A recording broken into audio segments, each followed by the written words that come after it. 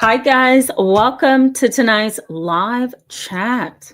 It's so good to see you. I see some of you already signed in and you're already signed, trying to trickle over from where you're coming from on YouTube. It's good to see you. Let me update Instagram. I don't know what's going on, but I want to make sure that they are also with us tonight. Hope you guys are having a pretty good Saturday. It's one of those Saturdays where it can easily get busy. So it's like you have to budget your time. At least that's how I felt today. It's like, okay, a little bit of time over here, a little bit of time over there, a little bit of time back there, and then I'm gone. But hopefully you get a restful Saturday. I'm looking forward to that, guys. I just need to be doing nothing. You know what I mean? Okay, hold on. Bear with me just a minute. I'm trying to get Instagram hooked up again. Sometimes Instagram works and other times it just doesn't. Okay, bear with me. And also let me know if there's any tech issues. Right now, it looks like we're doing good. It's just Instagram that's screaming at me over here. All right. So I'm going to type a message to Instagram. I'm going to say, hello, friends. For a community experience, join me on my channel. Okay, they're good to go. Okay, so guys, I know that a lot of you can relate to this topic, and I was quite, what's the word? I don't want to say nervous because I'm not a nervous person. I'm going to say expectant.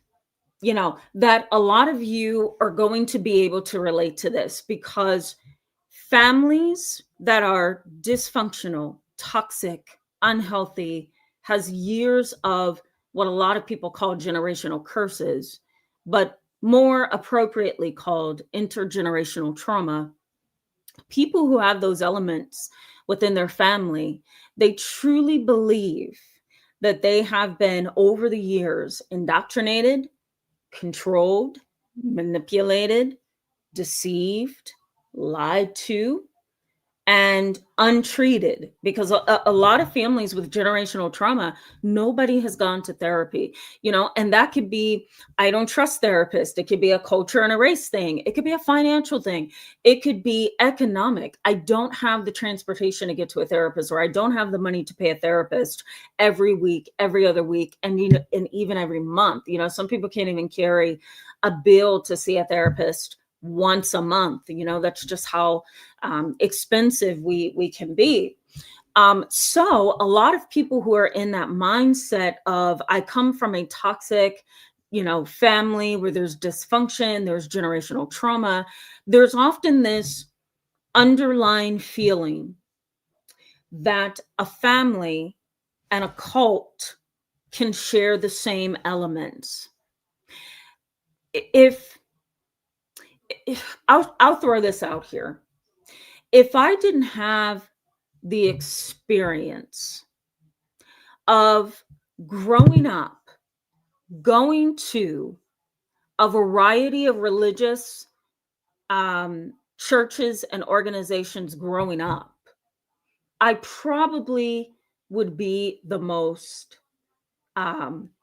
blind individual, because it took, I think, when I process my upbringing, it took me, not very long to figure out that I didn't want to be a part of a family that was like a cult, a religious or spiritual organization that was like a cult.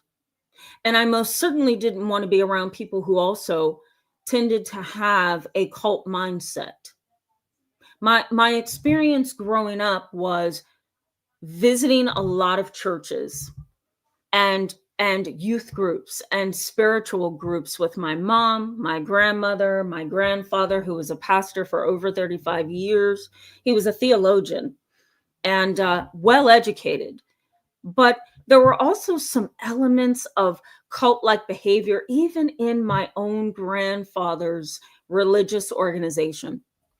And I remember thinking that his other family, because for those of you who know me well, you've been with me for so many years, you know that my late grandfather, he passed away last December. So my late grandfather had an affair, and he had an affair on my grandmother.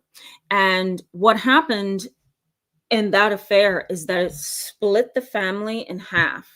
So my grandmother and her family was on one side, and then his new family was on another side.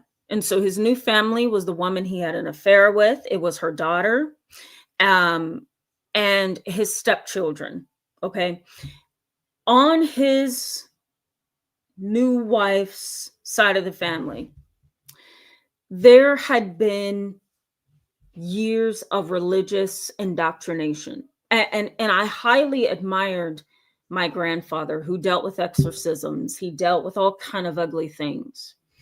And it's interesting to watch the approach and how he went about it, and what he did and how he spoke, and his beliefs and his knowledge and his theological and philosophical understanding. He was a really admiring kind of a guy. You know, he was admired. However, in the midst of that, it seemed like the older he was getting, and the more religious he was getting, and the more philosophical, it felt like not only his religious environment, but his own family became indoctrinated in a way that took away the open-mindedness that is needed in today's society. So, you know, he had a religious kind of cultish mindset, and then he also had a familial kind of cultish mindset. So there were two things going on with my grandfather. When I process his behavior, it is really easy for me to see, and I'm gonna throw some terms out here for you guys. It was really easy for me to see the number one process of becoming indoctrinated in a toxic family dynamic, and maybe even becoming, for you guys, indoctrinated religiously. But I could see the process. It's a common process of indoctrination that happens within these families. The first part is something known as unfreezing. Unfreezing. So I'm going to put this in the chat box so you can see it. It's called unfreezing. What is unfreezing? Unfreezing is kind of taking you out of your own element, right? So it's taking away your identity, taking away how you think and feel, taking away parts of yourself that has become a very important part of you. You know, it's kind of like, how can I put this? It's the process of shedding off. So I'm going to put that in here. It's the process of shedding off elements of yourself, unfreezing. The next part is unchanging. Okay? Unchanging is another part of the process. And unchanging is, we're going to, in the unfreezing part, we've taken away your identity, how you see yourself. In the unchanging part of this, now we're going to step it up a little bit. We're going to challenge how you think, how you feel, how you perceive reality, right? So there's a change in how you think, feel, and perceive reality. Okay? This can happen not only in a cult, but it can also happen in a very toxic dynamic. And I'll explain that in a minute. The next part of this process, because we have unfreezing, we have unchanging, okay? And then we have the third element, which is refreezing. So I'm going to put that in here. So refreezing. What do you guys think refreezing is? What do you think refreezing is? Kind of look at it as, you know, imagine this to be ice cubes, okay? You put together water in an ice tray. You put it in the freezer, give it about an hour or two, frozen. Fantastic, right? You get to a place where you say, you know what? I need some more interesting ice cubes. I need these to be a little bit edgier. These are boring. So what do? Well, you let it thaw, and you let it thaw until you get water again. You sprinkle whatever you want in the ice cubes, peppermint, right? Lavender, whatever you want in those ice cubes. And then what do? Put it back in the freezer, let it freeze up. So then what do you get when it comes out of the freezer the second time around? Well, you get a little bit of that peppermint you put out there, a little bit of lavender, and your ice cube is tasting kind of good, right? That is really the process I'm talking about here. There's an unfreezing piece, like we've got to snatch all those things away from you that makes you you. And then we go into the unchanging part of this, right?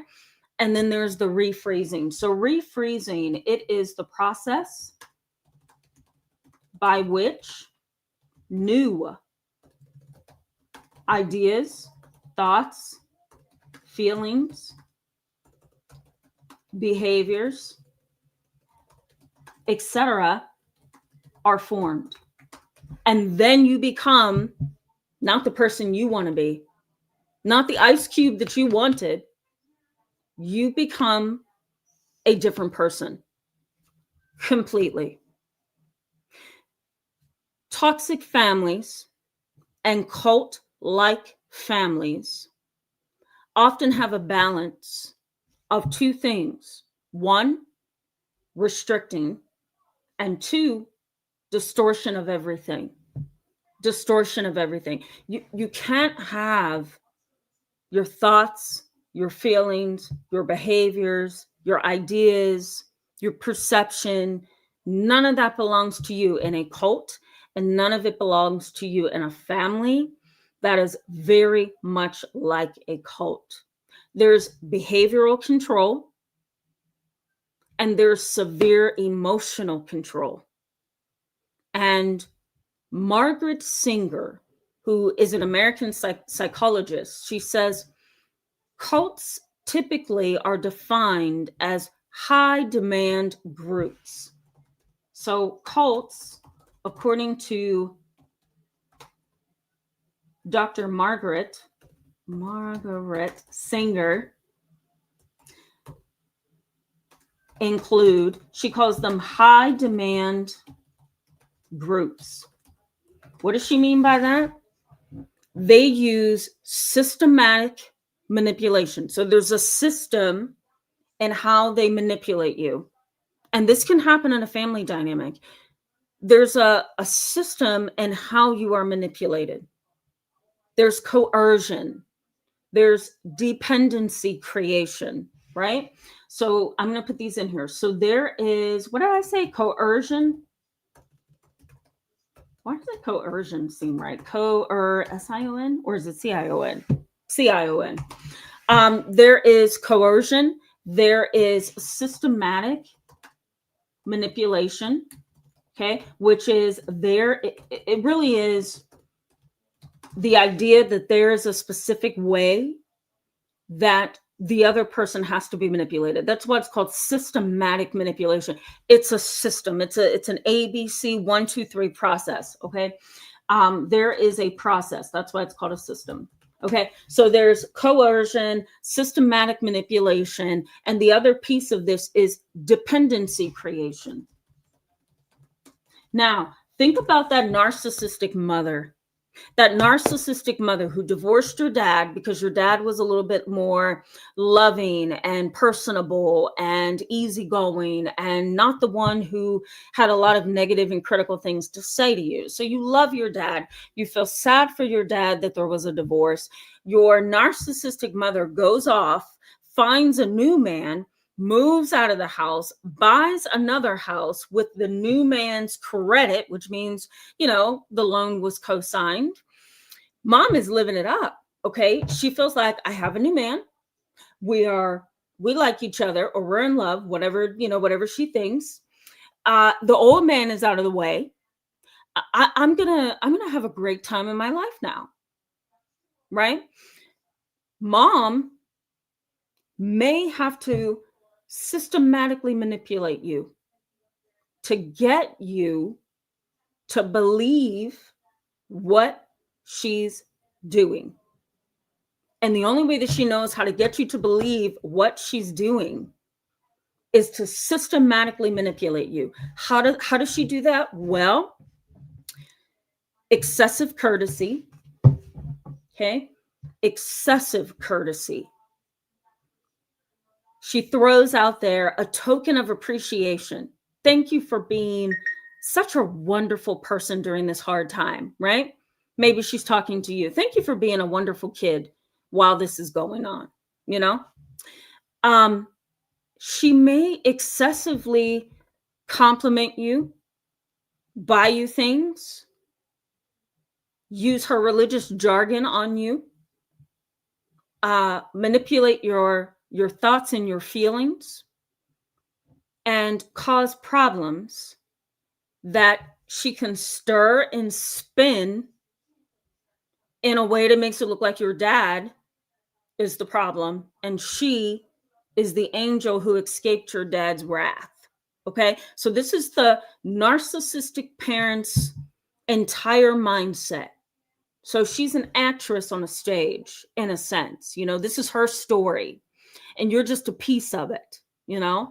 And that's the sad part.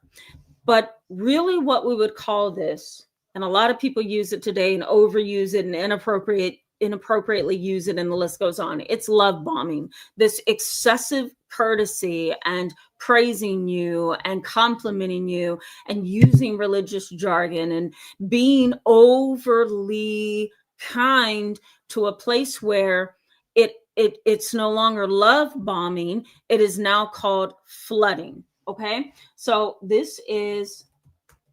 love bombing in these dynamics becomes flooding.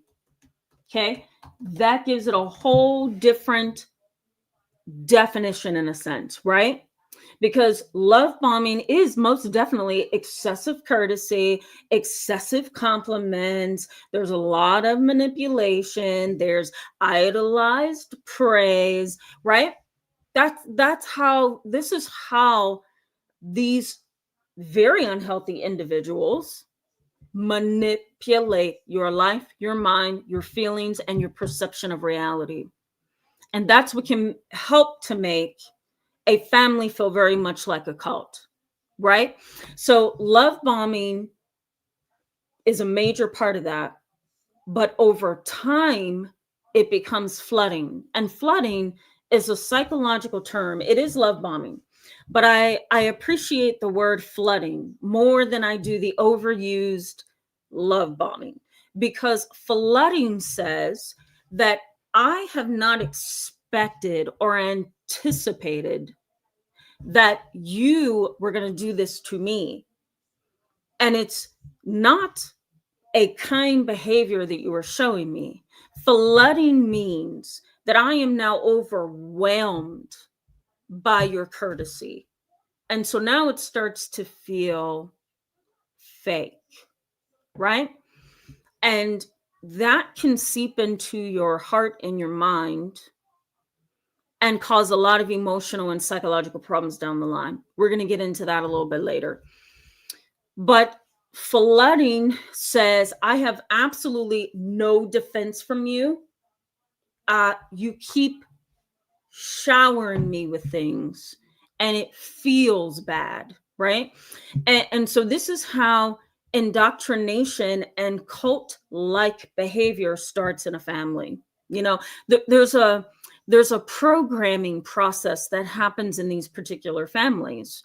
And it can keep you kind of trapped or locked down or imprisoned, because when you've kind of been raised and you've become an adult who's highly influenced by your family and certain people in it, if it's a cult-like family environment, now you've got to dismantle and pull all that stuff off of you, right? So that you can then see things correctly and move forward in a healthy way. We're going to talk about the dismantling process a little bit later as well. But this kind of projection, we can call it projection, that family who are very much like a cult use, this projection is overwhelming. Okay. And you may be wondering, what is some of the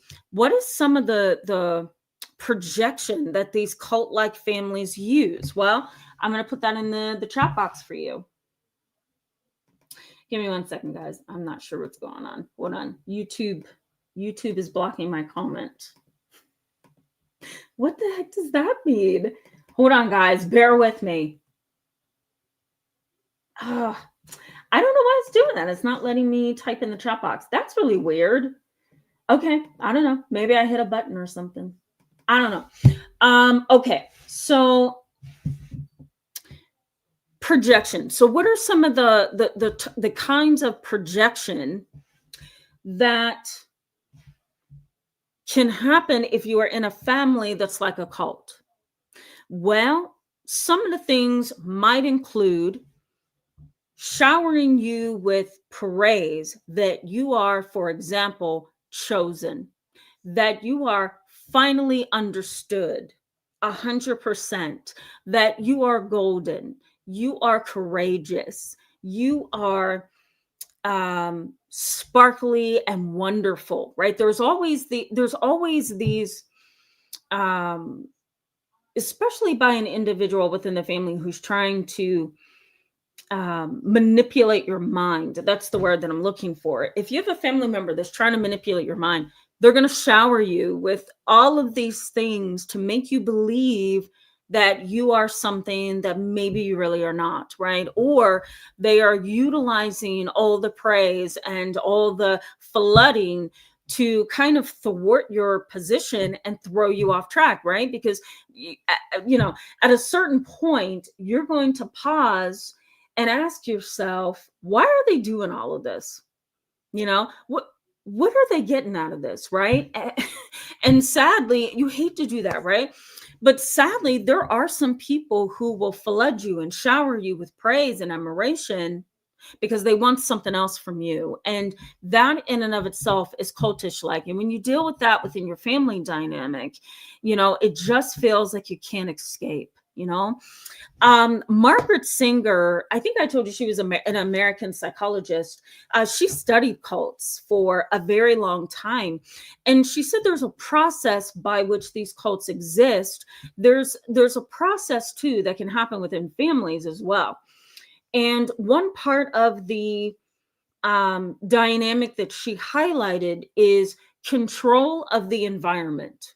Right? Control of the environment. If I control the people and things that you have access to, then I can really lock your mind down, make you feel cut off or unfavored or unloved, right? And I gain the control that way. That's kind of the process of unfreezing. It's like we're going to just dismantle and shed all this stuff from you so that you can, in a sense, feel broken. Isn't that interesting? It's an ugly dynamic. But part of a cult and part of a cult-like family is to break you. Because if they don't break you, then they have to kind of what's the word I'm looking for? It just escaped me. They have to kind of combat and come up against your individual thoughts, your individual behaviors, your individual emotions, your perception of reality, your desires and your wants. It's going to be really hard. The only way that they can control your behavior, I'll turn it around. I'll put it this way.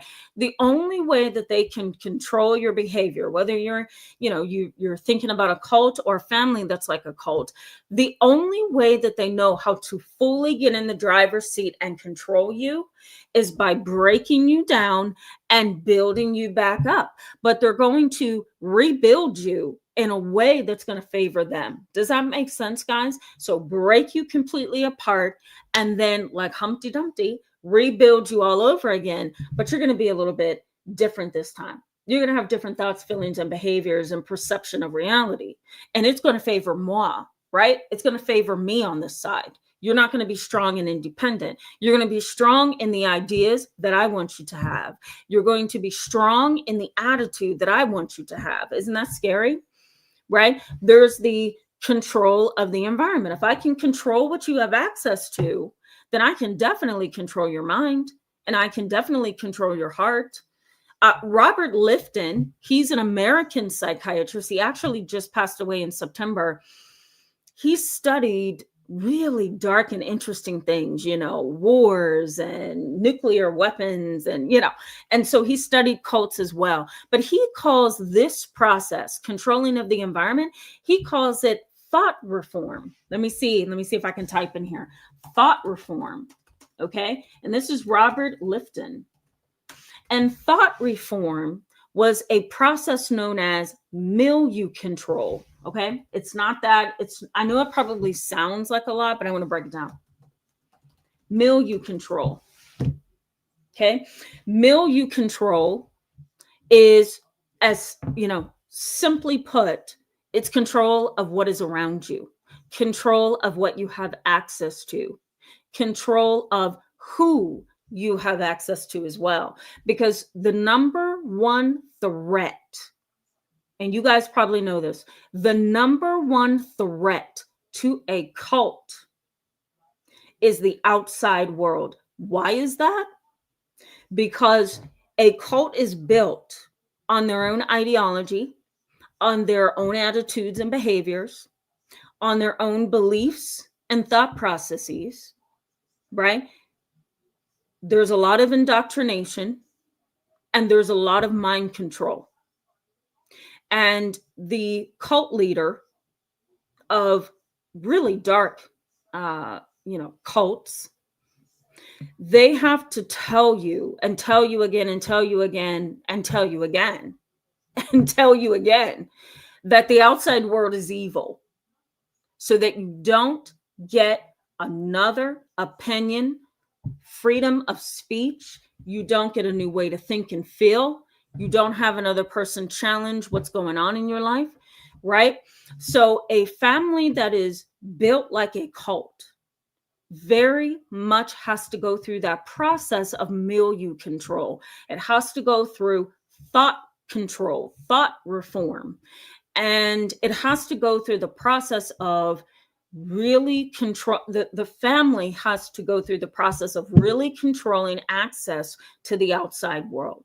The outside world is dark, evil, and a threat. Not because that's the truth, but it's because if you get close to somebody who is on the outside of the cult or the cult-like family, there's a possibility that you could wake up and understand what you need to do.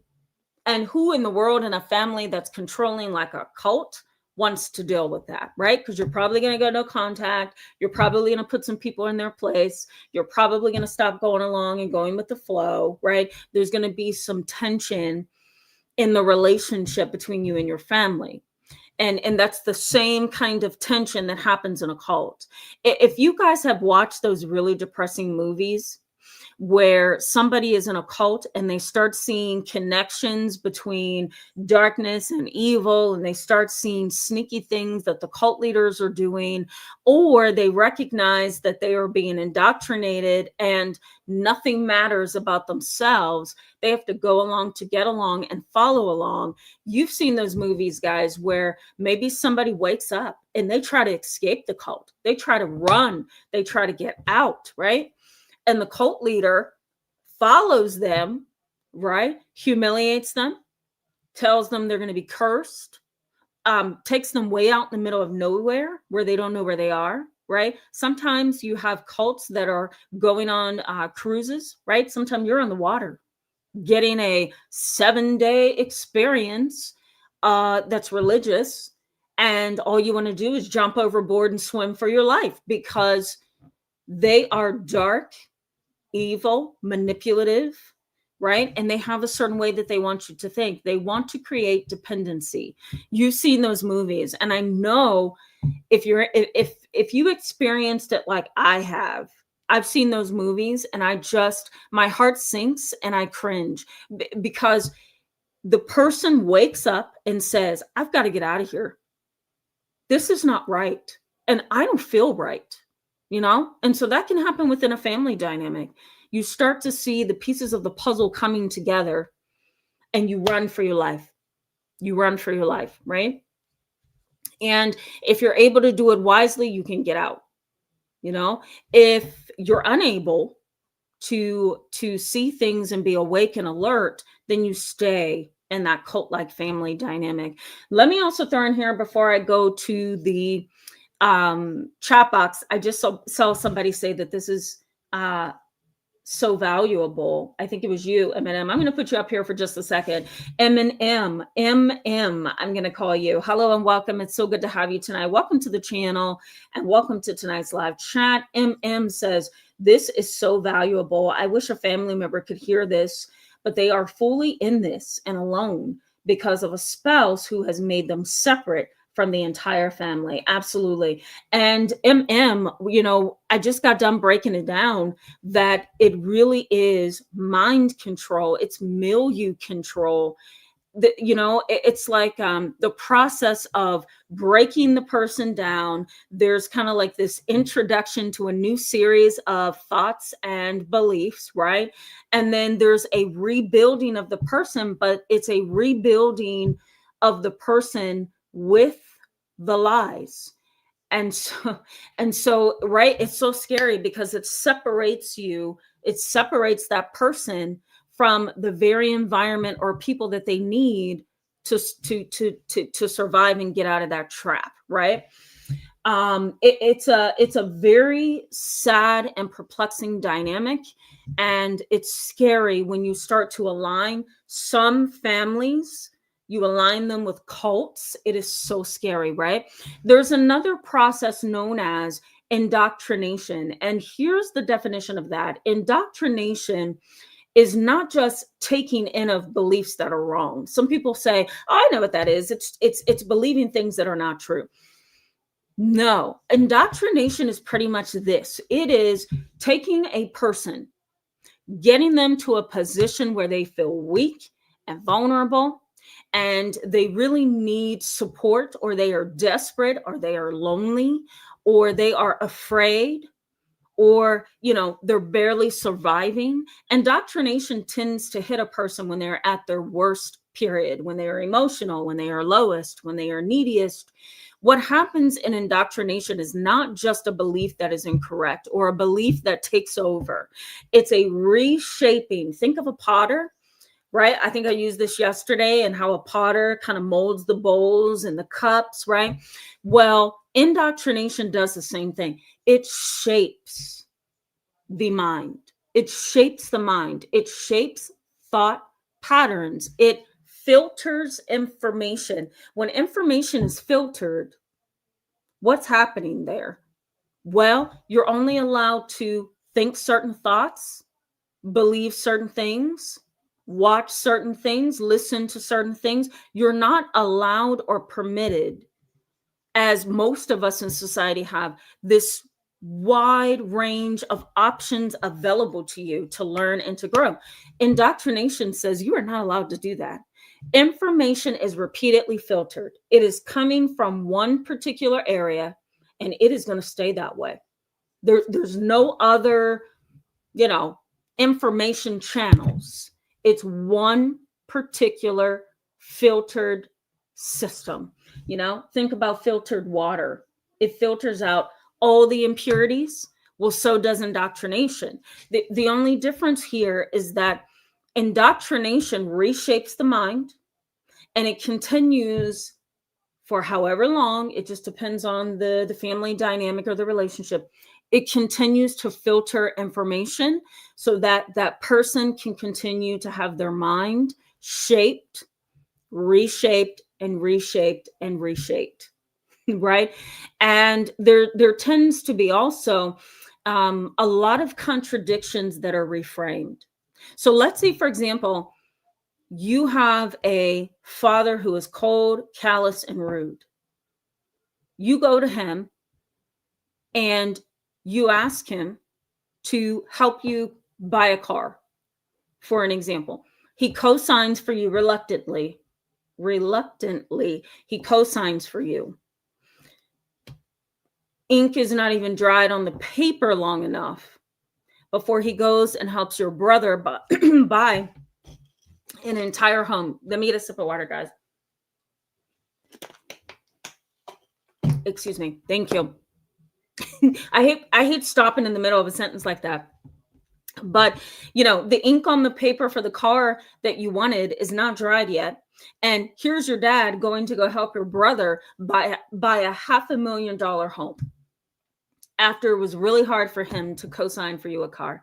You may go to him and say, Dad, how could you help buy him a home for $500,000, but you couldn't co-sign for me a $40,000 car? Your dad may say, well, that's just how it goes. You may say, no, that's not how it goes. I feel like you favor him more than me. I feel like you listen to him more than me. What is that about? The only way that your dad knows how to get you into a position of submission is to raise his voice, bring up a lot of, details that kind of floods your mind. So it's hard for you to think and stay on track because he's bringing up all these details, right? Then he may throw a little bit of emotion in there. Maybe he starts crying about when his dad didn't help him buy a house and how fortunate, she is or you are for having a $40,000 car. And so now he's crying and now he's making you feel guilty. And, in the midst of that moment that you're having with your dad, you're going to get to a place where you just kind of collapse in your spirit, right? Because now you're tired. You don't know how to combat this. You don't know what to say. You don't know how to change his view. And you really and honestly do not know how to stand up for yourself. So dad reframes the contradiction that you have pointed out. So in other words, Dad, you bought him a $500,000 home, but you can't buy me a $40,000 vehicle. Dad reframes that whole situation and says, well, that's how it goes sometimes. He continues to reshape and reframe and redevelop the entire situation through emotion, through frustration, through giving you a lot of details. And the end result is going to be that you're going to drop out and say, you know what, just forget it. And that's a part of the process too. It's getting you to a place where you realize I can't fight this. It's too big for me. It's too humongous for me. That is control in and of itself. It's mind control, it's emotional control, it's psychological control. And once you finally give up and say, you know what, just forget it, I don't care. That is where where this dad wants you to be. It's a position of exhaustion. And there's nothing you can fight him back with because you're so tired. And there's been so much information given to you in a short amount of time that it's hard for you to fight back because you don't even know where to start, right? That's part of the process. Now, let me also throw in here briefly before I go to the chat box, gaslighting, dissonance, and deprogramming. Okay, so let's start with gaslighting. Gaslighting happens in the process of trying to rebuild you in that cult-like family and in that cult, religious cult, spiritual cult, whatever you want to call it. There's a process of gaslighting because what happens is you start to see things. You start to see your mother's narcissism. You start to see your dad's psychopathy. You start to see that they are two selfish people who are probably going to be like this for the rest of their lives. There's not going to be any kind of, separation because they think alike. They act alike, they believe things alike. It's just a part of who they are, right? And so, gaslighting happens when you go to mom and dad and you say, something's wrong here.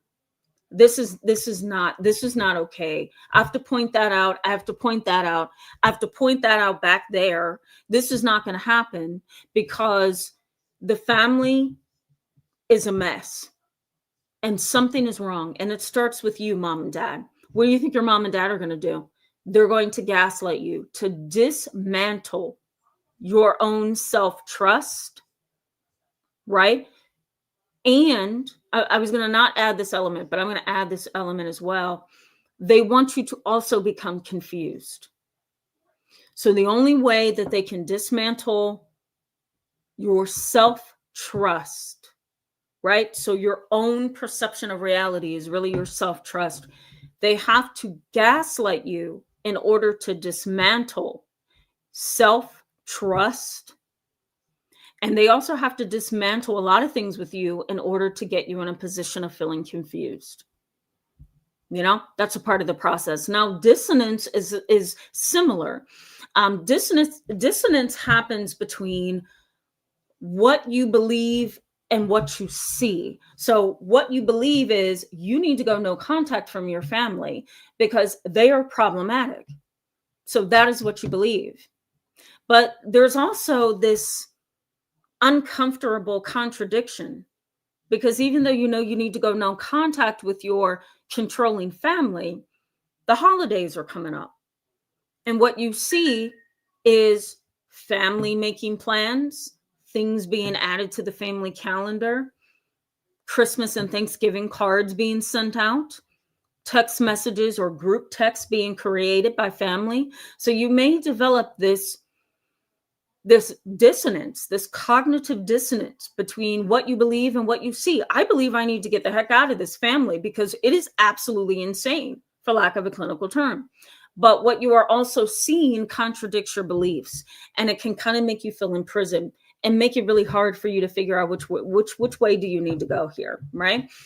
And deprogramming. What happens in this process is just as dark as everything else I brought up at this point of the live chat. Deprogramming, it's a long journey, and it's peeling the layers back and peeling the layers as far back as they can, your family, in order to take away your self-trust, your strength, your confidence, your self-awareness.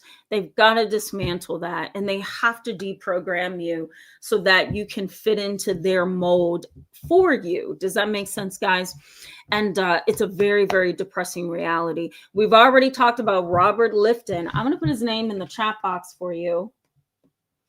Okay, his name is Robert Lifton. Okay, he's an American psychiatrist.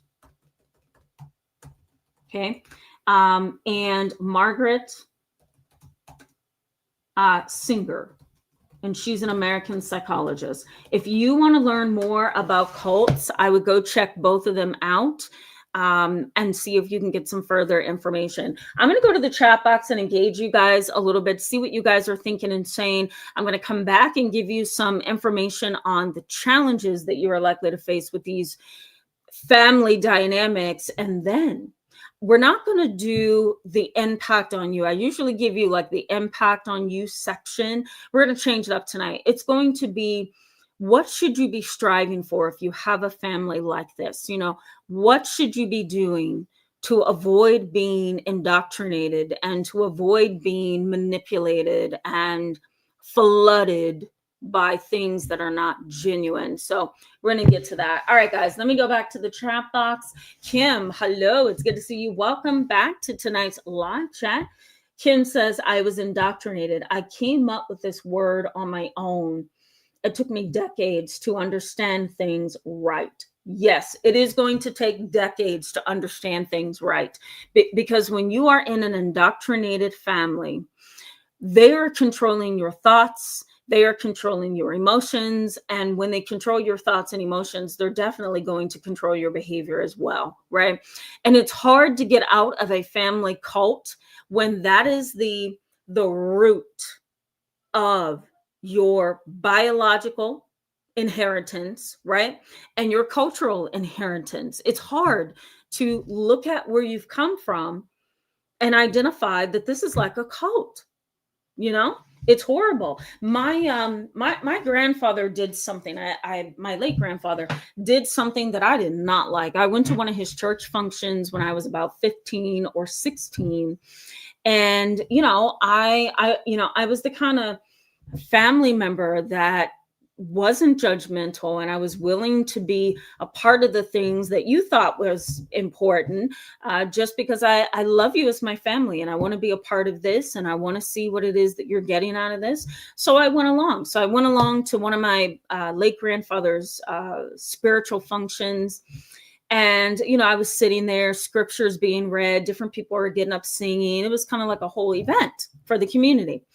And so I remember sitting there, and there was a woman behind me at a table, And her little girl kept crying and crying. She had to be around 5 or 6. She just cried the whole service and whined. And mom had to get up and down with her and take her to the bathroom and bring her back and give her treats. And, I felt so bad for this lady. So eventually, after 2 hours of trying to get this little girl to stop crying, to sit still so she can enjoy the service, she decided to get up and slowly and quietly walk out of there.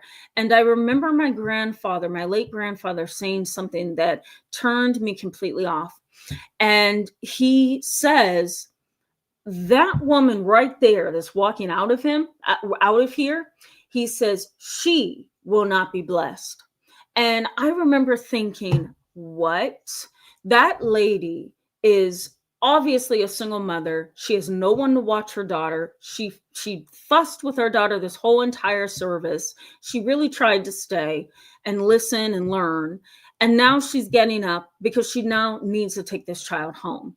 And my grandfather, on microphone, okay, so the whole place heard it, points her out. And I remember her turning around to look at my grandfather, and she left. And I can almost guarantee you that she never returned. It was the ugliest thing. And guess what, guys? I never returned either. It was very much a cult-like experience to be a part of a service like that.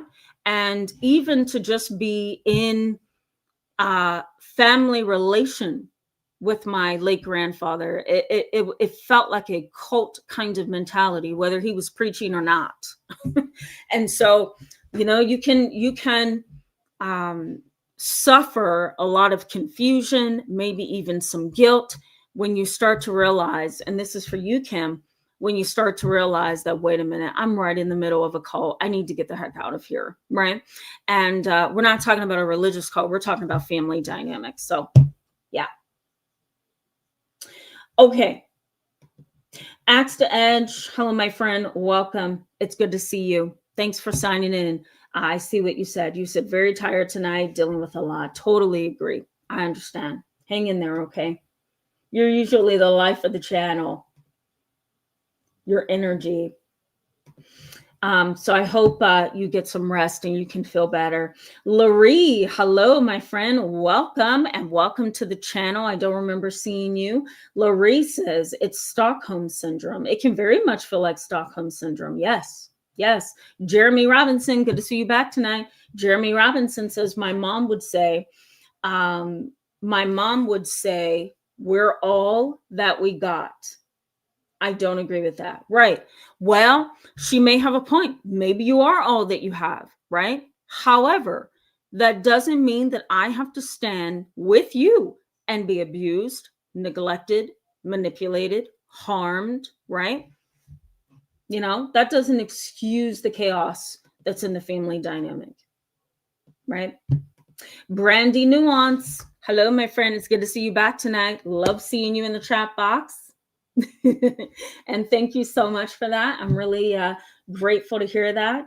And I'm glad to know that the conversations that we have on the channel are helpful, right? Because they could be a total waste of time. Indio, it's good to see you. Welcome back. Indio says, I'm the one who observes and questions everything, right? Me too. Me too.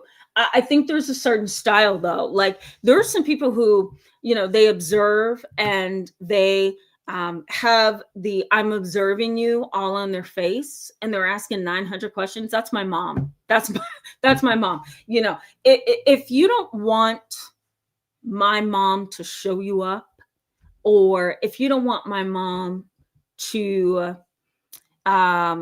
make you feel a certain way, then don't invite her to anything. The family already knows that. Okay. And here's why. My mom is so obvious. Like, it is on her face when she doesn't like you. It is on her face when she gets a vibe from you. I am so grateful I turned out a different way. You cannot read me. You cannot figure out where I am. And part of that is needed to be a really good therapist, right? Because I need to be able to kind of submerge the observation me and engage with people in a way that is genuine and non-judgmental. And the only way that you can engage with someone that's non-judgmental, the only way that you can non-judgmentally, I'm going to make up a word, engage with other people is to have the ability to push that to the back for the time being while you're engaging with the person. So NGO, I also observe and question literally everything, but I tend to have the ability to push that down as far as I can until I can come back to it so that I can communicate with you. Does that make sense? But I totally agree. Totally agree. Annie Walker, it's good to see you. Thank you so much for that comment. That's so sweet. Thank you. It's good to see you. I haven't seen you in a while. So it's good to see you. All right, let's keep moving. Christina Smith, it's good to see you. Welcome back tonight. Christina Smith says, it was a who mind control. Let's gang up on. Everyone throws me under the bus. Turn our back on you. And I'm thinking, what is going on here? Yeah, I'm sure you are. What did I do? Nothing to deserve this. Shaking my head. Well, that's a hard one, right? Because there's always two sides of the coin, right? There's always two sides of the story. But I'm going to take what you're saying to me as absolute truth, right? And if there is absolutely no reason for it, then something is definitely wrong with the family dynamic, right? Yeah. Yeah. Okay, let's keep going. Rolando DD, it's good to see you back. Welcome back tonight. Good to see you. Penny and Rose, it's good to see you as well. Welcome back. Okay. Oh, geez. You know what? I saw this yesterday. Okay. And I saw that you changed your screen name to Aunt Susu, and I almost had a whole panic attack. Because Aunt Susu is absolutely insane. Okay. And we all have one of them in our family. I know we do. Kiki Jefferson. It is hilarious, by the way. Kiki Jefferson. Hello and welcome. It's good to see you and welcome to the channel. Kiki Jefferson says swingers on a cruise. Oh man. Yes. I had neighbors years ago who were swingers. Oh my God. I couldn't wait to move. I couldn't, it was my mom's place of residence, and I was in graduate school at that time. So I was living with my mom, and the neighbors were literally swingers, and they would put on, this is how I knew that they were hanging from the ceiling and flying on a swing that they installed in their living room. Okay. They would have this ugly blue light that they put up on their porch. And every time the light was blue, because it looked normal Monday through Friday, but Saturday, Sunday, it was blue. And I remember saying to my mom, that blue light bothers me. It bothers me. It really does. Because they were swingers, and you knew that they were in their roles and in their toxic relationship way when the blue light went on. I feel like I'm partially traumatized. My Isha Yengu, hello, welcome to the channel. It's good to have you tonight. Lori, just saying hello to you. Welcome back. Okay, let's keep going, guys. Make sure that I get everyone tonight, or at least most of you. Super Committee, it's good to see you. Welcome back. Super Committee says sneaky cult leader ridden with TSD. I'm not sure what that means. I'm sorry. I'm gonna piggyback off of this and just say most cult leaders are sneaky. They are sneaky because there's always, they tend to be, and this is backed by research on cult leaders and how they behave. They are sneaky because they are constantly thinking of how to manipulate the mind of the person they want to manipulate. They have to continue to manipulate, right? It's not like, I manipulate you once or twice and I'm done with you. No. They have to manipulate you repeatedly over months, over years, over minutes, hours, and the list goes on. Because if they don't continue to manipulate your mind and your thoughts and your behaviors and your spirit, they lose you. They don't want any possibility of losing you. So they have to continue to kind of, in a cyclic way, They have to continue to indoctrinate you. There is no moment when they aren't trying to indoctrinate you, right? That's why in really bad family dynamics, when the child hits 18, they run for their lives, right? They run because they know that since infancy all the way to age 18, they've been repeatedly indoctrinated, right? And so they know that when they get that moment of freedom, they've got to run. And a lot of those young people, 18 and up, they run, right? It is what it is. The Good Glow, hello, welcome, my friend. It's so good to see you back tonight. And it's also good to see Honest Living Journey. It's so good to see you. And thank you for that compliment. He says, Tamara is not holding anything back today. No, I'm really not. You're right. Get it out there, right? Thank you so much for that. And thank you for that compliment. Thank you. That's so nice of you. All right, let's keep moving, guys. I just want to make sure that I'm not leaving anybody out here. Lori says, people that grew up in cult-like families tend to gravitate towards those kinds of people in their relationship. Yep. Relationships, which is extremely sad. Very much agree. How do you kind of gravitate towards the same kind of dynamic within a relationship? How does that happen to you? You become so indoctrinated and you become so blind to your self-image, to your identity, to your reality, which is often distorted. It gets into your mind, it gets into your heart, it gets into your soul in such a way that it's hard to see life outside of that indoctrination. You feel safest when you are in the position that you were in before when you were indoctrinated, right? So it's safe, in quotation marks, it's safe to find a husband who is a psychopath because he is predictable. Why? Because your father was predictable and he was a psychopath. So it's a lot less intimidating to just find a guy and marry, right? And to bond and blend your life with him than it would be to find somebody who isn't a psychopath, because that road, that healthier guy that's out there is unpredictable, and that's scary. It's less scary when you go with what's predictable. And so oftentimes that is what kind of keeps you cemented to people who are very much like the cult family that you may have emerged from. I hope that made sense. The good glow says, in cultish families, you are conditioned to abandon your feelings, decision, wants, and needs, all for the sake of the family. Very, very, very true. This is where parentification comes in. This is where adultification comes in, right? And even parental alienation. This is what you have to do because you are a part of this family. And while that can be a very normal thing, the cult-like family system, remember I said it earlier, it's a systematic manipulation. A systematic manipulation. I have to manipulate you in these particular ways so that you can be what I want you to be. That is how you know that you are in a cult-like family. There is systematic manipulation. You have to do things not your way, not her way, not his way, but my way. And my way stamps you approved. And when that happens, you know you're in a family cult, right? It's scary. You just got to be able to see it. And sometimes it's not easy to see because the closer you are to it, the less likely you're going to see it for what it really is, you know?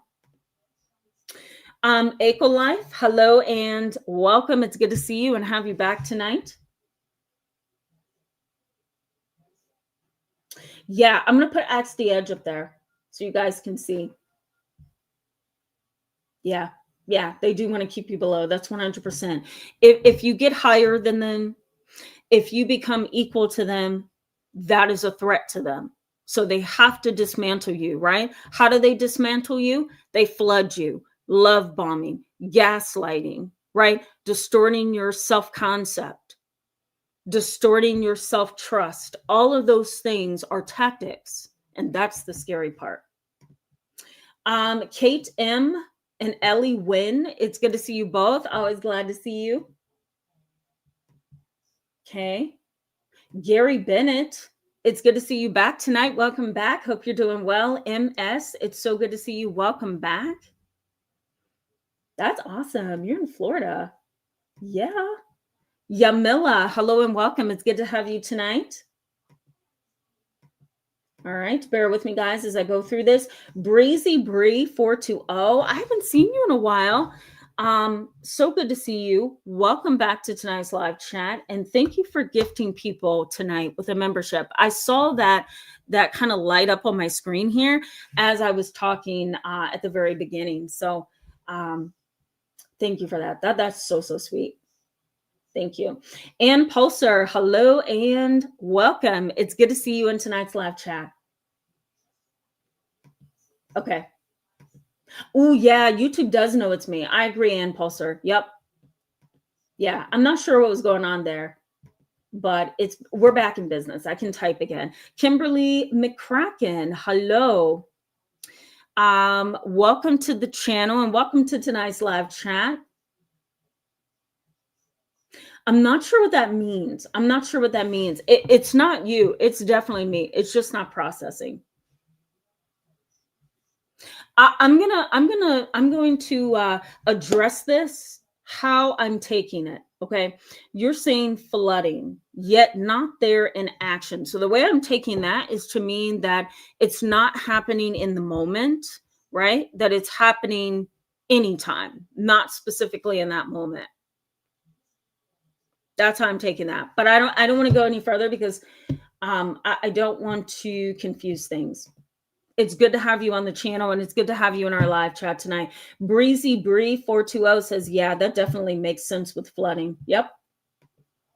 What do you do when somebody is constantly flooding you with praise? You know, it's a wonderful thing. I'm so grateful when someone has a compliment or they have praise or they have positive feedback. That's wonderful. We all love that. But when someone is flooding you or love bombing you, it feels suspect, right? It's not like it's a genuine kind of a thing. It feels suspect, you know? Yeah, it does. It feels suspect. Stella Soul, hello and welcome. It's good to have you back tonight. Stella Soul says flooding doesn't give you a chance to process it. There you go. That's the goal. I don't want you to process. I want you to process how this is making you feel. Don't process anything else, you know? If you lead with emotion, then I can manipulate that. If you lead with your head, I can't manipulate that because you're thinking and you're processing. And so cults do it all the time. They do it all the time. The number one thing they run with is you're chosen. You are a bright person, a bright spirit, a strong energy, whatever. You know, they throw, excuse me, they throw those terms out there in hopes that leading with an emotional word will get you to use only your emotions, right? It's wonderful when somebody says you're chosen. It's wonderful when somebody says you're a bright energy, right? But you have to be able to see beyond that. And that's what they don't want you to see. Jennifer B, it's good to see you. Welcome back tonight. Good to see you. Rebecca Lynn, it's good to see you. Welcome back. Rebecca Lynn says, dealing with this now, just trying to get out alive. Once you see it, you can't unsee it. Very true. Creating a dangerous situation. Be really careful how you respond once it becomes clear. Yeah. I always say this, and this is to me, this is a technique that you can put in your back pocket for anything in life. You know, my grandmother used to say all the time, don't allow your right hand to see what your left hand is doing. And she said that to me once, and I'm thinking, okay, Granny, okay, this is going too far. This. And she said, no, hear me out. You know, this is my great grandmother. And she said to me in my adolescence when I was growing up, something was going on, and she was trying to help me be wise about it. And she says to me, do not let your right hand know what your left hand is doing. And I thought, you know what? Granny's right about that. If I show my full hand all the time, it doesn't give me a chance to make wise moves. It doesn't give me a chance to block so I can be safe either. So, Rebecca Lynn, I love when you say, be careful how you respond once it becomes clear. Don't let your left hand know what your right hand is doing. We can throw that in there. But I also feel that if you always show somebody that you see them, you're giving them a chance to think of how to come back at you, how to manipulate you, how to hurt you. So sometimes you just got to act like you don't see it, right? Doesn't mean you're stupid, doesn't mean you're blind. You're being wise. That's the way I see that. Breezy Bree 420, thank you for the super chat tonight. And I appreciate the encouragement to help the algorithm. Totally love you. Thank you so much for that. You're also one of the people on here that I totally look forward to seeing. I look forward to seeing you guys for sure.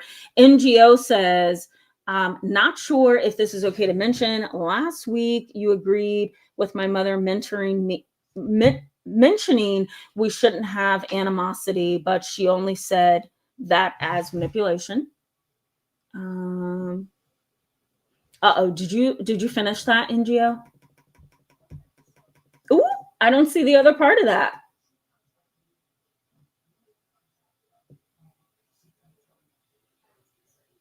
Yeah, I do remember. I just can't find the other piece of it. You agreed with my mother mentioning we shouldn't have any animosity, but she only said that as manipulation. Okay, I don't know.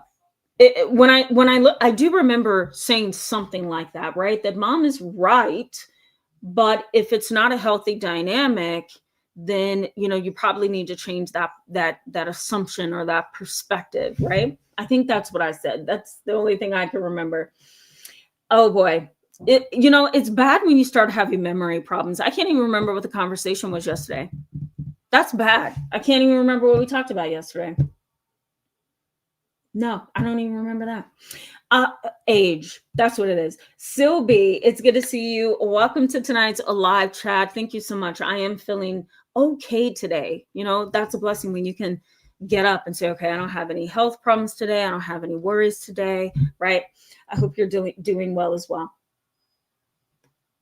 All right. Lorfit, hello, and welcome back. Always good to see you in the chat box. Mary Emma, I don't remember seeing you. So welcome to the channel. Good to have you in the live chat, and you're welcome. And thank you so much for that. I'm so glad to hear that this is helpful. Kimberly McCracken says, you're telling my story. Oh boy, I'm sorry. Ugh.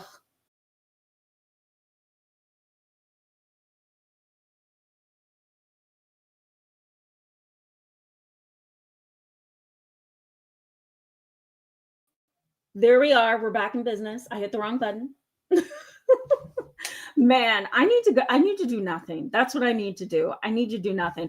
Captain Commenter, hello, welcome. It's so good to see you back in tonight's live chat. Thank you so much for that. This is a healthy community. Thank God we don't have any of those elements of a cult, right? Yeah. Okay. All right. Let's keep moving, guys. A couple more comments.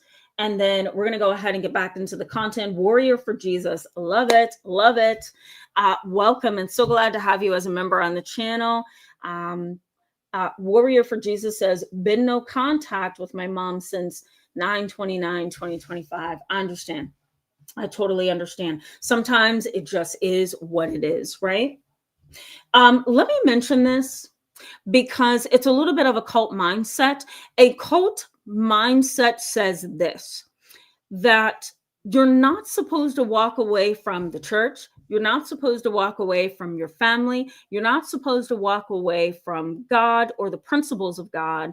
And I noticed that in those particular, frameworks, there is imprisonment and cult-like thinking there, right? Because what's interesting about a religious church is you're not getting built up spiritually at all. The truth is not getting, explained. It's not getting, figured out. It's not being correctly shared. There's an element of you are stuck in this religious cult mindset. And if you move, you're going to be punished, right? And that is the worst thing. There's a scripture in the Bible that I used to and I still do in many ways stand upon, okay, not to be religious, but I'm going to throw this in here since I think it's relevant. There's a scripture that says, where the Spirit of the Lord is, there is liberty. Where the Spirit of the Lord is, there is liberty. What does that mean? That where the Spirit of the Lord is, right? Because he is of light and freedom and hope and, perseverance. Where the Spirit of the Lord is, there is liberty, there is freedom, right? And so I remember kind of growing up with that that kind of doctrine or that kind of scriptural strength in my life. And if I went anywhere, to a church, to a spiritual organization, to a job site, whatever, a class, a workshop that didn't have a spirit of freedom and liberty, then I knew I was being entrapped. I knew that I was being kind of stuck in a situation that wasn't going to ultimately benefit me, right? And so in the religious mindset, you're not allowed to separate from your family. Let me tell you, for those of you who are Christian, you follow the Christian doctrine, you follow the Christian way of things, right? There are tons of scriptures, and this is for you, warrior of Jesus. There are a ton of scriptures that, what's the word I'm looking for? Kind of highlights the spiritual journey of having to separate from family. And there are biblical principles in every book of the Bible, every book. I think the only place that I can remember there is no spiritual principles on walking away from close family or close people is Exodus. But in all the other books in the Bible, the King James Bible, the New International Version, in those Bibles, it is very clear in almost every book that there has to be some kind of reframing, some growth, some recognition of power and inner power and strength. And sometimes the gathering of that power, that strength, that fervor, right, for God and for the right road in life, it had to come from walking away from toxic and unhealthy people. So, warrior for Jesus, I hope that gives you some confidence to know that it is not this concept that religiosity tries to sell, which is family is everything. You got to be close. You got to stick together. You got to forgive. I can forgive, but I don't have to hold your hand. I can forgive, but I don't have to deal with you. I can forgive for my sake and for God, but I don't have to hold your hand, right? The other piece of this is you can still follow God and walk away.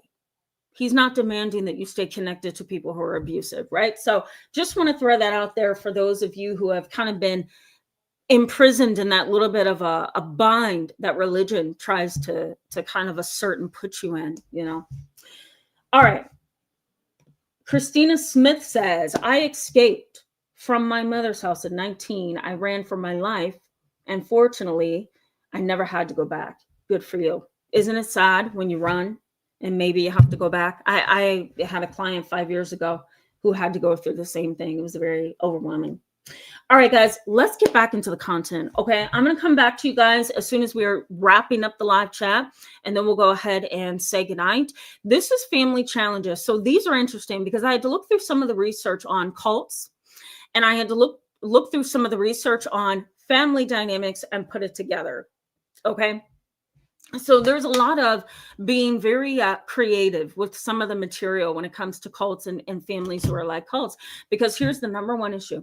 We do not, okay, I repeat, we do not have research. I hate to say this, on how a family can mimic a cult. We have very, very little. And I was only able to go to the professional journals for professionals and buy the journal and look through the journal and piece information together, because we as a profession of psychology, we are lacking the updated research that we need to understand families who operate as cults. So This is interesting. I was able to find a little bit of information. So here's what I found, and here's what I also see in my practice, and I've seen it over the past 16 years of my career. The number one thing that a family tries to kind of mold and put together and force to stay together is emotional dependency. It really is a trick, right? Because if the mom and dad, who are typically at the top, there's a hierarchy within a family. Mom and dad is at the top, right? They're the primary group. The subgroup would be the children underneath mom and dad. And so that hierarchy says this, that we are going to make the decisions. We are going to validate or invalidate certain things that the children may bring to us. We're going to allow or not allow. We're going to control how they think and not think. We're also going to control how they feel and not feel. And we're going to continue with that until that child becomes an adult and we absolutely lose control. And so in a hierarchy within a family, the goal is usually emotional dependency. If a cult-like family dynamic can build emotional dependency, they're going to keep you for a very long time. And what you think, feel, and do is going to be influenced or controlled by that hierarchy, that mom and dad, right? So it's a trick. It's a trick in the sense that really doting, loving helicopter parents, they look one way.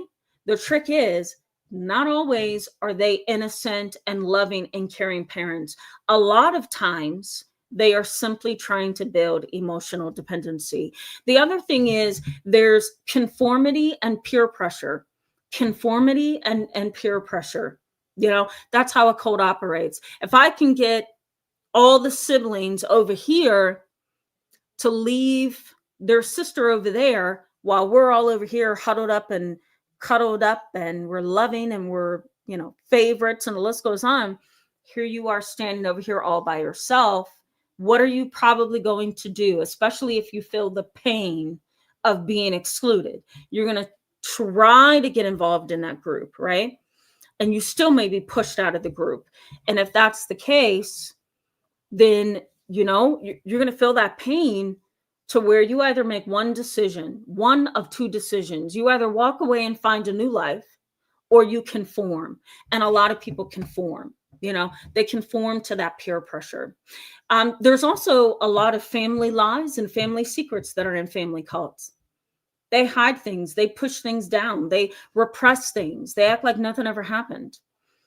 I had a cult-like family many, many years ago when I was in a group private practice. I think it was back in 2018, 2016, somewhere around in there. I was in a group private practice where the owner of the practice had contracted a variety of therapists. And so I would go to her practice, I would see clients, I would assess clients, I would talk about workshops and, family trauma, and the list goes on. So I was there one day to see a variety of clients. And I remember seeing this one family. She was new.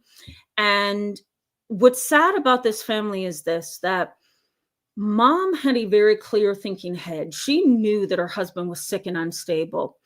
She knew that her husband was a psychopath. The thing that she couldn't do is accept it. And so what she did is she beat her own self in the head. Okay. Not literally, but figuratively. And she really said to herself, and this is what she shared with me. She really shared with herself this idea of, I've got to hold this family together.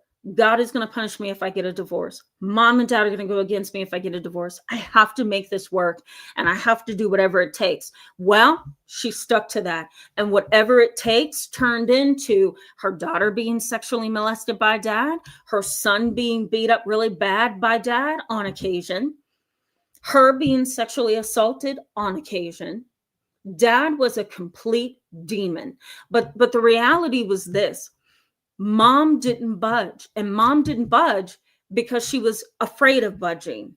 And so what she did with the lies and the secrecy and the rape and the sexual assault and the abuse was push it down. And so when she came to me for therapy, I remember her trying to sell this wonderful family image. We all love each other. Dad is hardworking. I'm a doting mother. Everybody's healthy. But as soon as we got to the fifth therapy session, I realized they are anything but normal. They are anything but loving and doting. They are anything but a hardworking father. We're talking about incest. We're talking about rape, assault, physical assault, sexual assault. The list goes on. So, the scary part about these families who are like cults, they really do function in an underground way. Family lies and secrets, they just circulate in these kind of families. There's a lot of identity fusion as well. Identity fusion. What is that? That your identity becomes so close, right? Like this, you're so entwined that you don't really know who you are. You don't really know who they are. You don't know if it's your thoughts and feelings or their thoughts and feelings because you're so fused, right? You lose a part of your identity. The family is told anywhere else is not good. The family is told anywhere else is not good. Don't leave this family because the world is scary. Don't leave your sisters because people are scary. Don't go over there to that work site because bad things happen. And once they kind of bombard you or flood you with those thought patterns, you're never going to want to leave, right? Because they make everything else on the outside world seem intimidating and fearful. There's also emphasis on loyalty. I hate this. And silence. Loyalty and silence. There's great emphasis within these families of loyalty and silence. You struggle to become what you can be within these dynamics.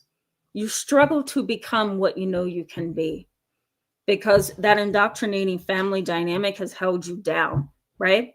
And it kind of keeps you stuck. There's also rejection of critical thinking. Can you kind of hear the cult-like process here? I hope you're hearing that as I'm saying these different things. It's a cult-like kind of demeanor, right? Conformity. I'm throwing in keywords if you haven't noticed. Conformity, rejection, identity fusion, right? Dependency. All of these things are cult-like. Lies and secrets, loyalty, silence, right? Peer pressure, fostering of learned behavior. These are all cult-like terms, and they exist within these very unhealthy, toxic dynamics. Now, before we get ready to wrap up here in just a little bit, let's get into what should you strive for. So what should you strive for if you are in a family cult and you don't know how to get out? All you know is that you want to get out. All you know is that you want to have some space between you and your cult-like family. So what do you need to do? Well, I'm going to put it in here. So this is strive for rebuilding of healthy security attachment or healthy secure attachment. So strive for rebuilding healthy attachments and attachment security. Number one, that is the only way that you're going to be able to gain your strength, right? Build that muscle that you need to survive within that family dynamic. You have to rebuild, strive to rebuild healthy attachment security, right? You also want to engage in adjusting of highly internalized language and behaviors. So I'm going to put that in here. So you want to focus on adjusting. What did I say, guys? Darn, it left me. Adjusting, here it is. Adjusting highly internalized beliefs and behaviors. What happens when you're in a family cult? Identity fusion. You become so enmeshed that it's hard to figure out who you are. So you have to adjust those highly internalized thoughts and behaviors. What did you internalize? Excessive courtesy, flooding, or love bombing. What else did you internalize? Emotional dependency. What else have you internalized? Restructuring, restricting, distortion of everything, behavior control, severe emotional control, thought reform, right? Milieu control, everything that has happened in your life is controlled, right? And you've internalized that. So you want to adjust. You want to adjust those highly internalized beliefs and behaviors. You really want to restore your autonomy.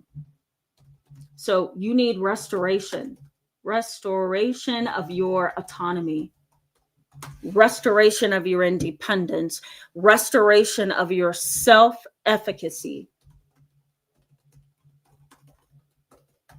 Okay. Restoration of your self-efficacy. What is self-efficacy? It's the belief that you within yourself have the ability to achieve A, B, and C. I have the ability to conquer A, B, and C. I'm strong. I'm intelligent. I'm worthy. Self-efficacy says that I can get to a certain place because of what's in me, because of my motivation, because of my desire to get out of this and to do better, right?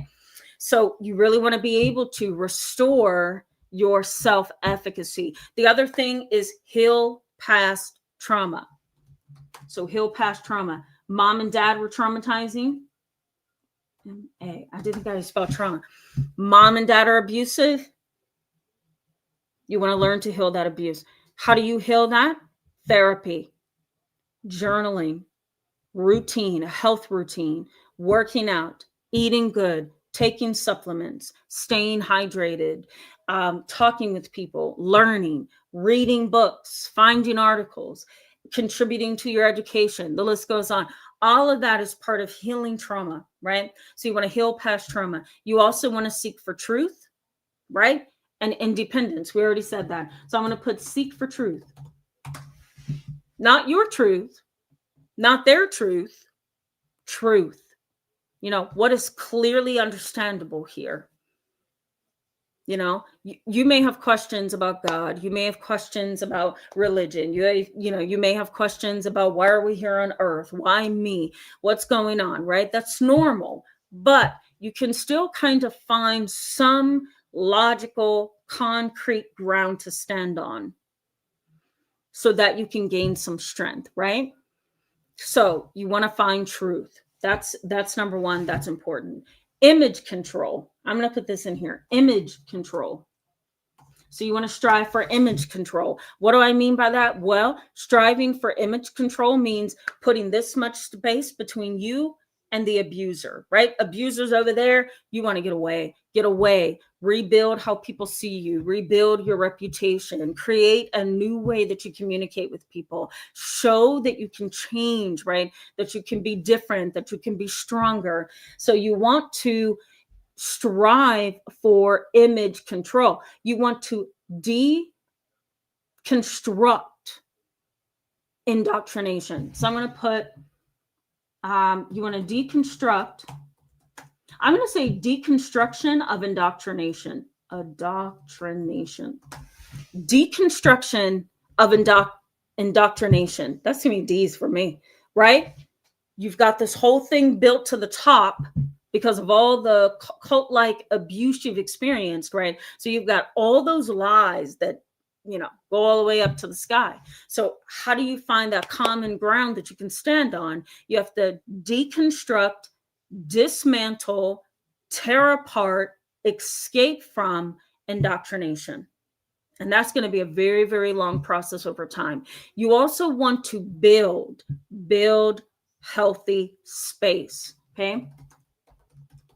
Build healthy space. There you go. What do we need to strive for? Healthy space, right? Image control. You may be wondering, what's healthy space? Healthy space is your part of the world that you've carved out that is healthy, that can help you think, that can help you grow, that can help you enjoy your life. The list goes on. So how do we dismantle the things that a family cult has put you through? Well, rebuild healthy attachments, right? Adjust highly internalized beliefs. There should be restoration of autonomy and self-efficacy. You want to heal past trauma. You want to build trust and independence, control your image or image control, right? You want to deconstruct indoctrination, and you want to build a healthy space. That really is the recipe to escape from a cult-like family environment. Isn't this a lot? Isn't this a lot? I'm going to do a video on Tuesday that goes a little bit deeper into this topic. Let me know in the chat box if you want me to do a video for Tuesday that further explores the family cult. And I will break down for you how the family cult gets started, who is the leader in that family cult, how does the family cult affect you when you become an adult. Let me know in the chat box, guys. If I see enough yes, do that video, then I will go ahead and do that video for Tuesday. All right, guys, let's go to the chat box so we can wrap up tonight. I hope this was helpful. It's a lot, right? Yeah. Siobhan, hello and welcome. It's good to see you. Welcome back tonight. So, Siobhan, I think I said that. Siobhan, yes, says, I'm not in touch with the people who keep restricting me, and it's confusing and frustrating. Oh, I'm sure it is. I'm sure it is. I'm sure it is. I'm sorry that you have to go through that. That's really difficult. And Pulsar says, I have learned sometimes the best reaction is no reaction. Absolutely. Nada. You don't get a facial expression. You don't get a huff and a puff. You don't get attitude. You don't get anything. Nothing. Right? Totally agree. Totally agree.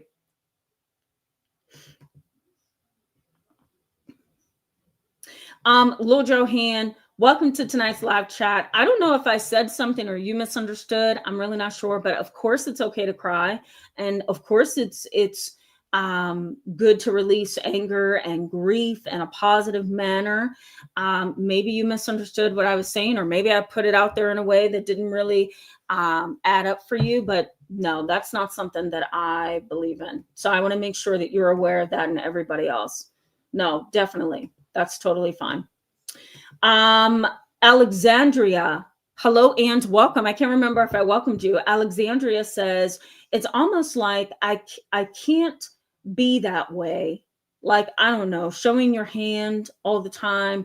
How do you hide your hand, you know? Well, you know, you can have these, like, if I'm understanding your comment correctly, if you can have this insight about a person that shows you who they really are, then you can kind of put in your back pocket for a later time that they gave you a dirty look, that they kind of thumbed their nose at you, if they kind of talked about you in a way that was negative, you know, if they gave you a certain look that showed you that they can be very problematic, you know, if they are problematic with somebody else and they're high strung and they're a Karen, as people say today, you can store that in your back pocket and not have to show them that you don't like them. You can kind of conceal information. It's, and I know you're well aware of this, it's okay to conceal how you're feeling and thinking about someone until you really get to know them, right? And once you do get to know them and you see something that you don't really like, you don't have to show them that hand all the time. You can put that awareness in your back pocket for a later time if you need to use it. I hope that makes sense. Ellie Wen says, I try my best to not give them anything to map their next moves to destroy me. That makes so much sense. I'm going to highlight that in the chat box. Yes, I agree with that. Axe to Edge says, don't give your enemy or anyone ammunition to, yes, shoot you with. I appreciate you kind of reducing the intensity of that term, Axe to Edge. Thank you for that. Axe to Edge goes on and says, don't let your left hand know what your right hand is doing. There you go. Yep. Lady Sarita, I'm going to say hello to you and thank you so much for the continual support of the channel. I love that you are always saying there's so many people watching. Please hit the subscribe button, the like button. I really appreciate you for that. Thank you. Hope you're doing well tonight. All right, let's keep moving, guys. Honest Living Journey says, then also silence is key. I very much agree. talking too much about your ideas or what you want to do, the culture world will sabotage it from the beginning. Yes, they will. Yes, they will. And you might get competition, right? So they become competition. Maybe they try to stop you. Maybe they try to discourage you. Maybe they try to one-up you. So you're right. Silence is key. Very much agree. You need to know when it's okay to talk and when it's okay to not talk, right? Love it. NGO says the constant passive aggressive comments are too much and cause anxiety. 100%. Oh, yeah. Oh, yeah. All right, let's keep moving, guys. We're going to wrap up here in just a little bit. Mark Lee, it's good to see you. Welcome back, my friend. Mark Lee says, you don't want to show emotion or react in any way in front of a narcissist. They will use everything possible to manipulate. Don't give them any tools.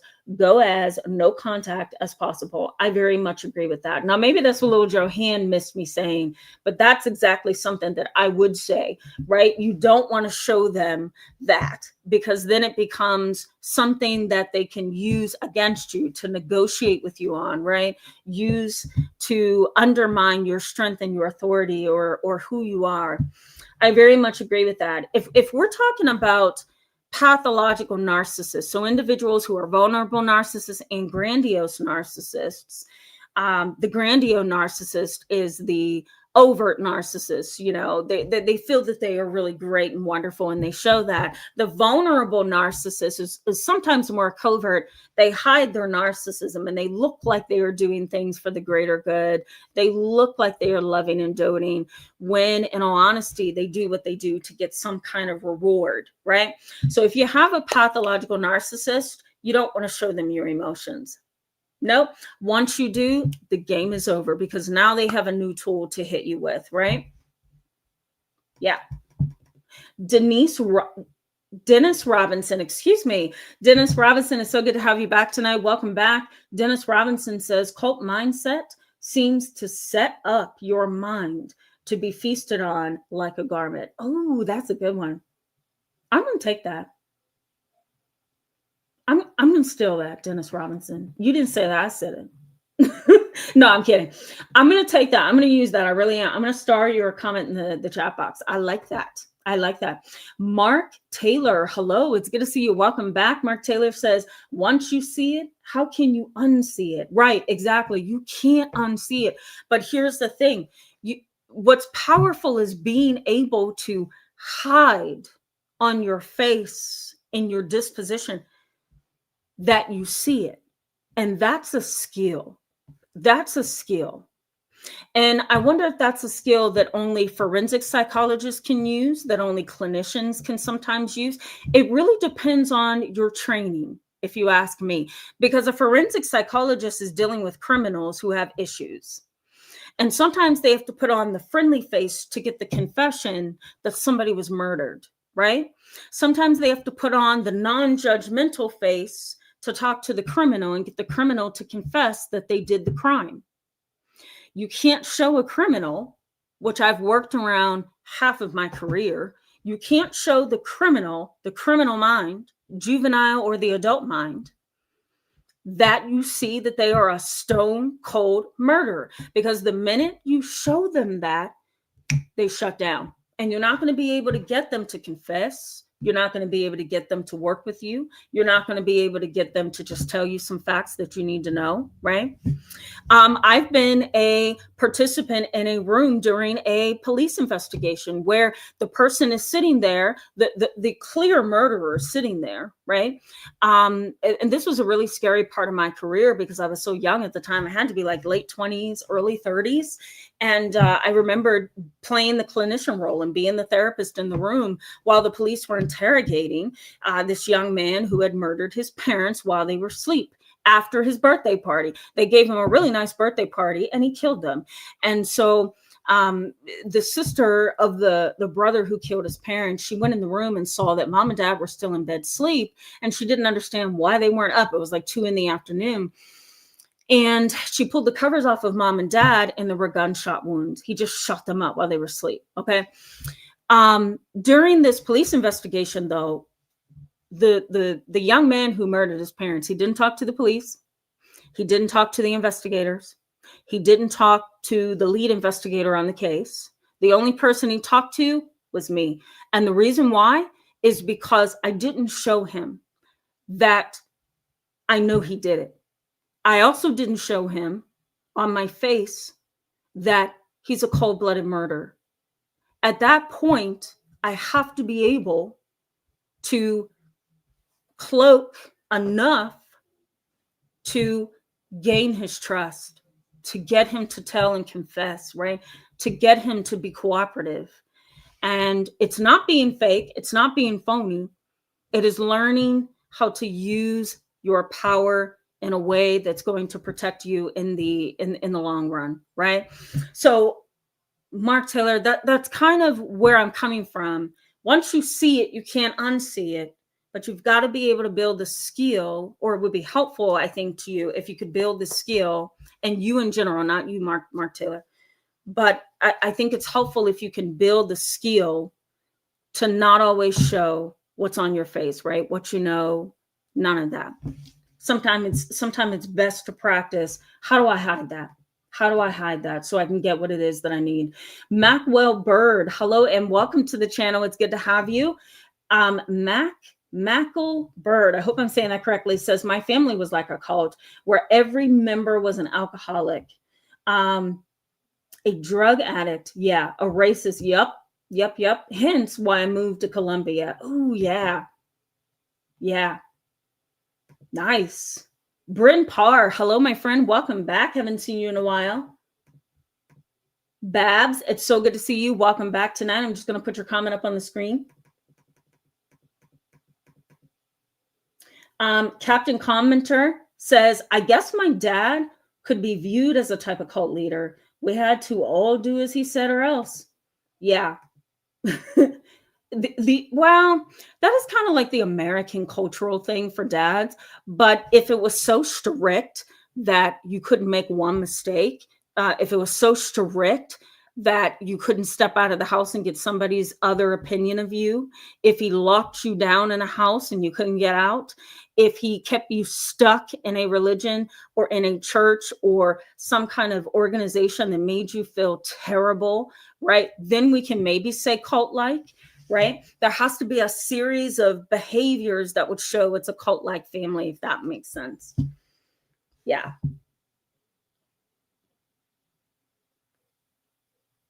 Okay. Let me make sure I got everything. The colorful inclusion. Hello and welcome. It's good to see you in tonight's live chat. Welcome to the channel. I'm just going to put your comment up on the screen.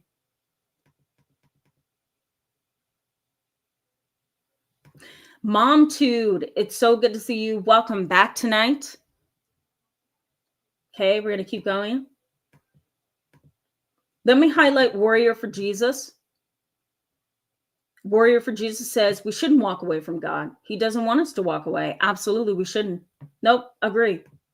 The only issue is that not everybody agrees, right? And so they have to, you know, those who follow the Christian principles, those who follow God, they should not be walking away, right? But sometimes they do. They lose hope, they lose faith, the list goes on. The Good Glow, have a good night, okay? Hope to see you next weekend. Okay, I'm going to sign off here in just a little bit with you guys. Anaphylaxis, is good to see you. Welcome back. Yeah, I hope you feel better, The Good Glow. I did see that scrolling through. Okay, guys, we're going to pause. We're going to pause, I think. I think I got most of you. Freedom Lee, hello and welcome to the channel. It's so good to have you tonight. Freedom Lee says, thank you for being here for us, sharing your wisdom and truth. You're welcome. You're welcome. And thank you for that. She says, or he says, because I don't know if that's a female or a male.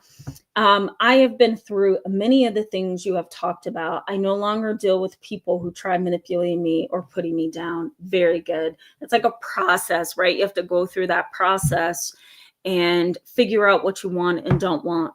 And once you figure out what you don't want, then you walk away, you know? Yeah, it's ultimate freedom, I will say. Okay. Um,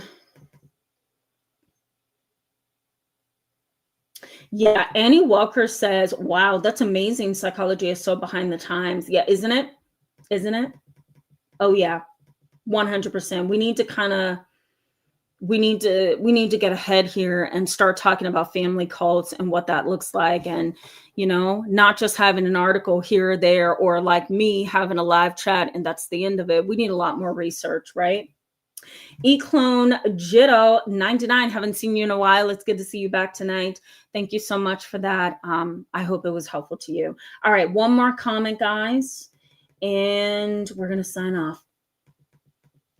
Lord Fitz, so sorry. Lord Fitz says, that's my family. Ugh, I'm sorry. Annie Walker, you're going to be my last one. You're going to be my last one. Annie Walker says, I was pushed out of the cult because I bucked the system. Right?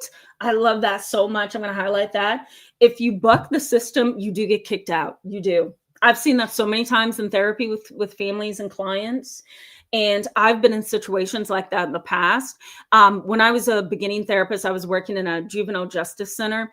And there was a psychiatrist there. He was far from a psychiatrist. Okay. Like, the guy looked odd. He looked more like the guy that would jump off of his motorcycle, pull a gun out of his hoister, whatever you call that thing, and just go shooting and, road rage. Like, he was not a psychiatrist. Okay. But I bucked the system. I would challenge him on things that he didn't know. And he didn't like me. He didn't like me for a long time. So you're right. He kind of had like this cultish mentality over the organization. And I bucked the system, and he totally didn't like me. But on the inside, I could feel he really did, even though we didn't get along, But you're right, Annie Walker. If you buck the system, you get kicked out. It's how it is. And sometimes you have to buck the system, especially when you recognize that the view is limited, or ignorance is bliss in that situation, or it's going to hurt you or somebody else. And, if you're very firm on what the truth is, and you have clarity as to what the truth really is, not what we want it to be, but what it truly is, buck the system. That's really how you can stay out of this cult-like mentality. Guys, I love you so much. I say this every live chat. Thank you for your participation and for the support that you give each other and me. I appreciate you guys so much. Thank you for the memberships that you guys are giving to people in the chat box. That's so lovely.